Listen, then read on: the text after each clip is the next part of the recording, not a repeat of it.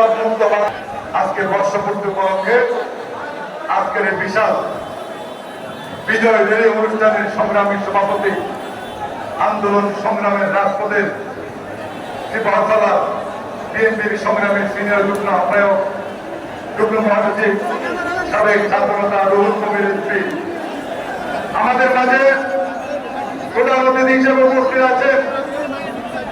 ফেসিবাদ মুক্ত বাংলাদেশ প্রতিষ্ঠার অন্যতম রূপকার, যার নেতৃত্বে এই 16টি বছর এই ফেসিবাদ মুক্ত বাংলাদেশ প্রতিষ্ঠার জন্য বিএনপির লক্ষ লক্ষ নেতা কর্মী সংগ্রাম করেছেন, আন্দোলন করেছেন, নিজেদের জীবন দিয়েছেন। আমাদের সেই প্রিয় নেতা বিএনপির ভারপ্রাপ্ত চেয়ারম্যান দেশ নায়ক তারেক রহমান আমাদের মাঝে উপস্থিত আছেন। বিএনপির কেন্দ্রীয় নেতৃবৃন্দ, সহযোদ্ধা বন্ধুরা, আপনাদের সকলকে জানাচ্ছি ঢাকা মহানগর দক্ষিণ বিএনপির পক্ষ থেকে আজকের এই বিজয় উৎসবের শুভেচ্ছা, অভিনন্দন। প্রিয় বন্ধুরা, আজকের দিনটি যেমন আমাদের জন্য একটি আনন্দের দিন, ঠিক তেমনি আজকের দিনটি আমাদের জন্য একটি কষ্টের দিন, দুঃখের দিন।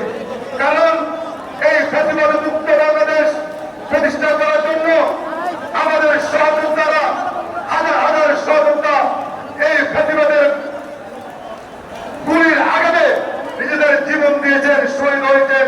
তাদের রক্তের বিনিময়ে আজকে এই আনন্দ উৎসব, তাদের রক্তের বিনিময়ে আজকে ফেসিবাদ মুক্ত বাংলাদেশ। তাই আমি বক্তব্যের শুরুতেই সকল যেভাবে আমাদের সহযোদ্ধাদের রক্তের বিনিময়ে এই ফেসিবাদ মুক্ত বাংলাদেশ প্রতিষ্ঠা হয়েছে, আমরা কিন্তু এখনো সত্যিকারের গণতন্ত্রকে এখনো আমরা পাকিস্তানের রূপ দিতে পারিনি। একটি নির্বাচনের মাধ্যমে আমরা এখনো একটি সুন্দর বাংলাদেশ প্রতিষ্ঠা করতে পারিনি। আমরা দেখেছি বিগত 16 বছর বিএনপির ভারপ্রাপ্ত চেয়ারম্যান তারেক রহমান যে নির্দেশনা দিয়েছেন, সেই নির্দেশনার মাধ্যমে সারা বাংলাদেশের জাতীয়তাবাদী শক্তি ঐক্যবদ্ধ হয়েছে, আন্দোলন করেছে এবং সর্বশেষ জুলাই আগস্টের যে আন্দোলন আমরা তারেক রহমানের কণ্ঠে আমরা শুনতে পেরেছি।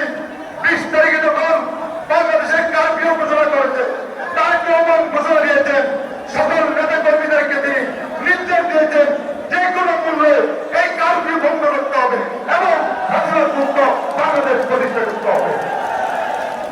তার সেদিন নির্দেশনায় বিএনপি অঙ্গ সংগঠনের সকল নেতা কর্মী রাজপথে নেমেছিল কারফিউ ভঙ্গ করে দিয়েছে। আজকে আমরা নতুন নতুন অনেক দালালদেরকে আমরা দেখতে পাই, যারা এই ফেসিবাদ মুক্ত বাংলাদেশ প্রতিষ্ঠায় খুনি হাসিনার সাথে তারা আপোষ করেছিলেন। তারা এই ফেসিবাদের বিরুদ্ধে রাজপথে আন্দোলন করেন নাই,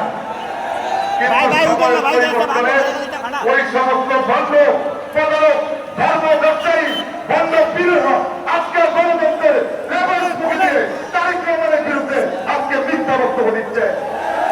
আমরা বলতে চাই, তারেক রহমান আপনাকে আশ্চর্য করতে চাই, ফেসিবাদ মুক্ত বাংলাদেশ প্রতিষ্ঠা করেছি, যেদিন আমরা সত্যিকারের গণতন্ত্রকে প্রতিষ্ঠানের রূপ দিতে না পারবো, তারেক রহমানের নেতৃত্বে একটি সুন্দর বাংলাদেশ প্রতিষ্ঠা করতে না পারবো, আমরা সকলের রাষ্ট্র রাখবো, সেই পথে আজকের মতো বিদায় নিচ্ছি। বাংলাদেশ জিন্দাবাদ, শহীদ জিয়াউর হোক, দেশ নেত্রী বেগম খালেদা জিয়া জিন্দাবাদ, আমাদের সকলের প্রিয় নেতা দেশ নায়ক তারেক রহমান জিন্দাবাদ। আপনাদের সকলকে ধন্যবাদ।